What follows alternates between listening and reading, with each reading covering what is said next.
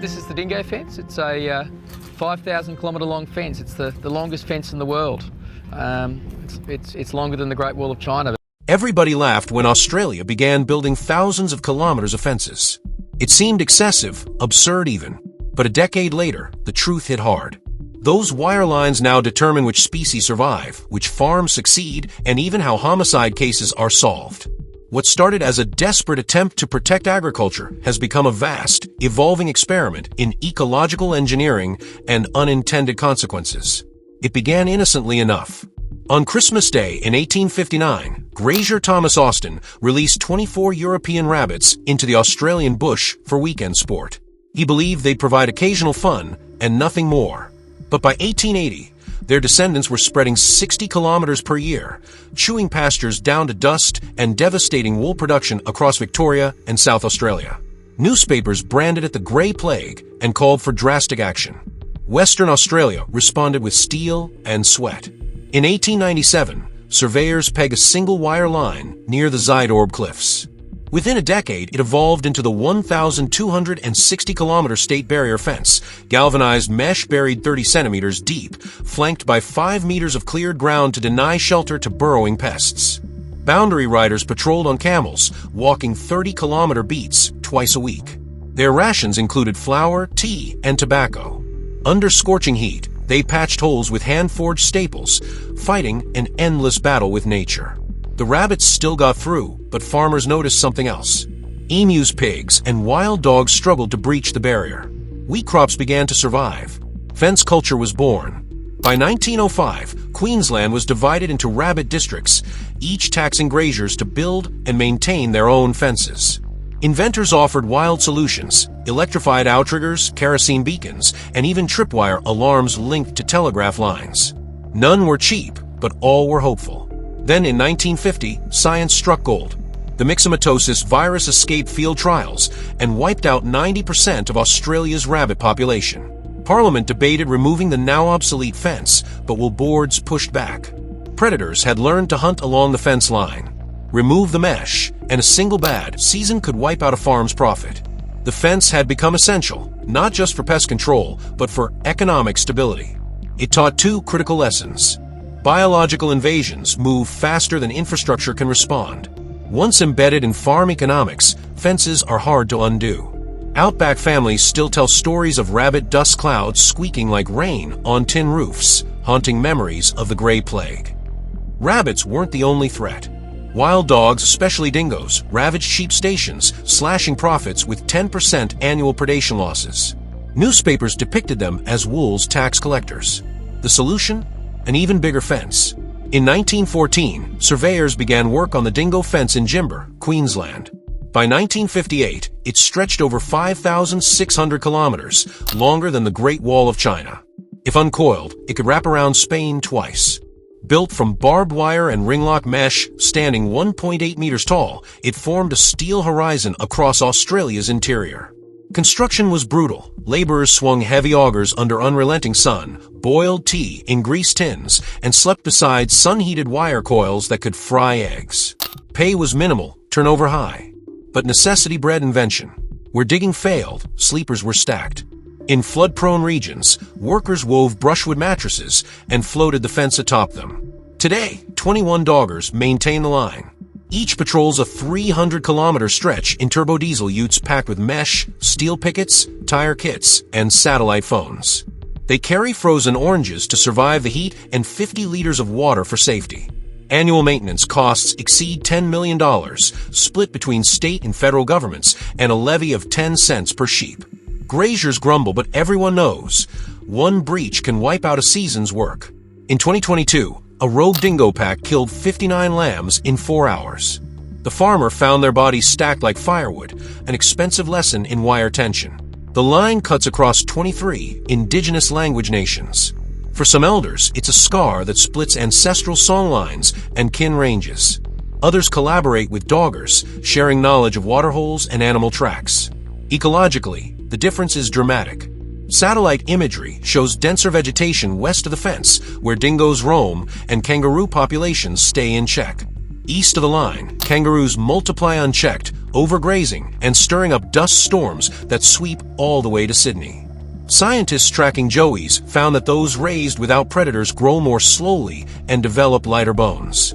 Evolution reacts fast, and with dingoes gone, the food web shifts. Shrubs vanish, dust increases, insects disappear, even birds migrate. Disease risk also rises. Crowded kangaroo herds east of the fence now host 3 times more wall-all virus. Biosecurity teams dart 10 animals per waterhole each spring, test blood, and pack portable labs into swag tents. The ecological ripple effects continue. Without dingoes, palatable shrubs vanish. Spiny wattles replace them, altering soil chemistry and creating conditions for flammable buffalo grass. Fires become more frequent. Ecologist Arian Wallach proposes targeted fence removals to restore balance. Wool producers fear the costs. 20% lamb losses could bankrupt family farms. A 2023 Senate committee issued a compromise, fund a $5 million pilot defencing project to gather data before scaling up. Australia's fences had become more than barriers. They were instruments of policy, symbols of identity, and catalysts for ecological change. In the age of climate extremes, engineers are building smarter fences. Some embed vibration sensors to detect intrusions in real time. Others use fiber optic cables that signal breaks the moment a single strand snaps. Polymer posts, recycled from milk bottles, resist termites and never rot. Drones now fly infrared patrols at dawn. Solar-powered auto gates help truck drivers pass without risking an open latch. Yet even with modern tools, the environment fights back. In 2023, flash floods tore 32 kilometers of fencing from Thai Bureau in 1 hour. Repairs were delayed as crews prioritized towns. And then there are the camels. Australia is home to 500,000 feral dromedaries. During droughts, they hit fences like wrecking balls. One camel can twist 20-star pickets in a single night. Motion-triggered floodlights help, but deterrence only works when camels are sober enough to care. Doggers work 3 weeks on, 3 off. It's a lonely job, canned food, wall calendars, and static on the radio. Companies now offer mental health support via satellite phones and scheduled beach breaks to prevent burnout. Banks study breach statistics when approving rural mortgages. Properties inside weak zones face higher insurance premiums. A snapped wire doesn't just invite predators, it changes interest rates in Sydney boardrooms. Keeping the fence intact has become a race against rust, rain, and entropy. Some innovations push the boundary of what a fence can be. Cyro engineers developed ultrasonic emitters to guide microbats away from wind turbines by broadcasting distress calls. Trials in Victoria cut bat deaths by 2/3. These acoustic fences cost less than physical ones and protect vital pollinators. Other fences target toads, cats, or even deer. Shade cloth barriers around waterholes reduce cane toad deaths by 95%.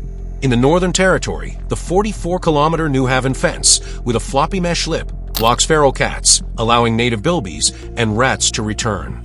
Virtual fences now protect highways. The Eurobodalla Shire trialed LED-equipped fence posts that emit predator sounds when car headlights approach. Kangaroo collisions dropped nearly 90%. Even crocodile fencing defies expectations. A 12-kilometer stretch near Lake Argyle protects cattle, not reptiles, reducing calf deaths and improving croc nesting success. Cameras show even 4-meter saltese rarely test the boundary twice. Australia's fencing lessons are now global exports. Delegations from Namibia, Mongolia, and the U.S. visit outback pubs, swapping fence designs and GPS bait drop strategies. What started as a national punchline has become an international blueprint. But the question remains, can the lessons about maintenance and unintended consequences travel as fast as the technology? Ecologists think so. They envision dynamic corridors, geofences that open when herds arrive and close behind them. Australian teams are already testing this with goat mobs near Cooper Creek. In 2025, a proposal suggested shifting 50 kilometers of the dingo fence north to let predators reclaim grasslands while shielding sheep with high-tech yards and guardian dogs. A 1-kilometer trial near Wandering saw soil improve and wildlife return within 3 seasons. The stakes are high. A government report estimates this plan could save $80 million in fence costs over 2 decades, but might risk $65 million in lost livestock if it fails. Still, the experiment moves forward. Australia's fences began as crude barricades. Today, they are sophisticated systems, fusing biology, technology, economics, and culture. From biodegradable traps to self-reporting mesh, each new segment reveals just how complex conservation has become. In the end, these fences don't just divide land. They shape the land. And perhaps more importantly, they reveal our evolving relationship with nature, one boundary at a time. Less than 20 years ago, a remote island in the Southern Ocean became the stage for one of the most dramatic conservation stories in modern history.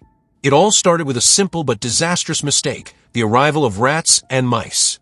What followed was an environmental catastrophe few could have predicted. These rodents, left unchecked, unleashed a domino effect that nearly destroyed the island's fragile ecosystem. The place was Macquarie Island, often called the island that time forgot. Located between Australia and Antarctica, this narrow strip of land once flourished with life.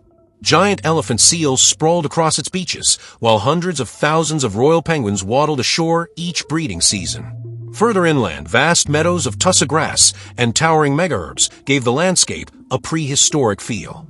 The animals here had evolved in isolation for thousands of years without natural predators. Their behaviors reflected this innocence. Petrels, for example, nested in underground burrows with no fear of attack. But that isolation also made the island vulnerable. When seal hunters arrived in the early 1800s, they brought with them uninvited guests, rats and mice. These small stowaways quickly found paradise. No predators, plenty of food, and endless places to hide. They multiplied rapidly and began preying on the island's native species.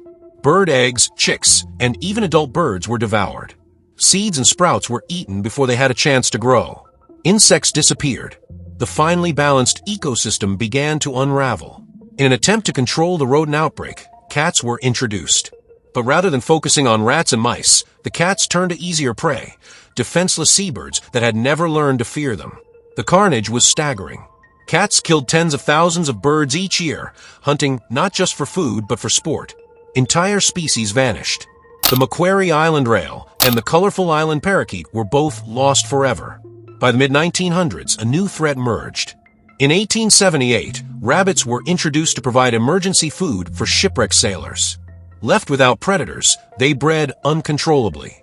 By 1968, more than 100,000 rabbits were chewing their way through the island's vegetation. They stripped the land of its iconic plants, digging into the soil when the greenery was gone. Hillsides that had once been lush collapsed into dust.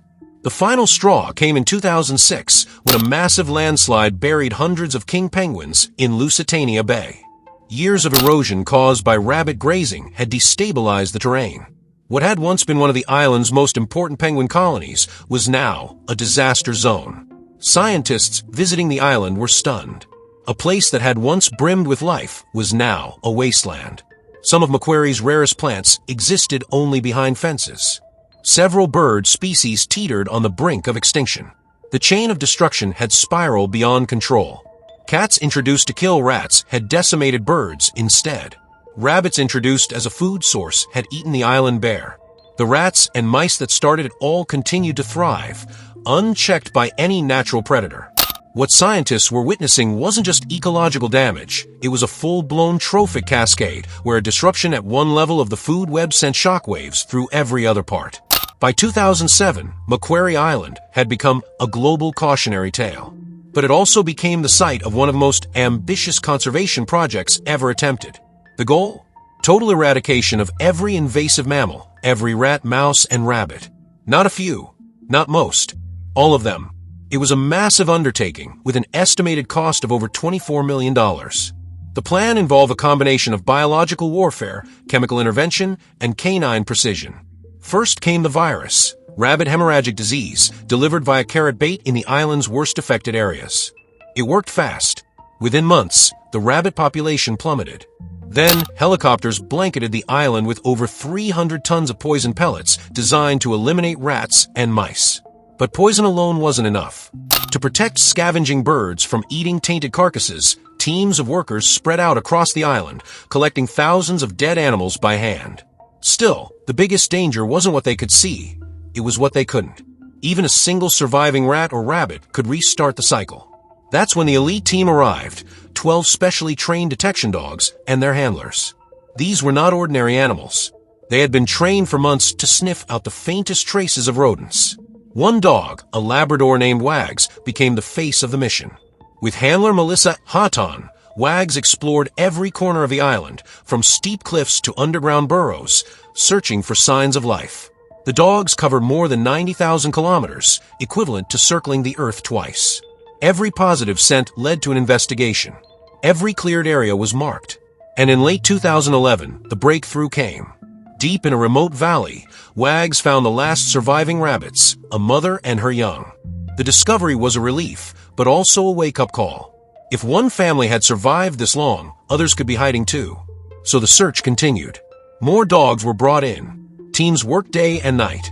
By 2013, months had passed with no new detections.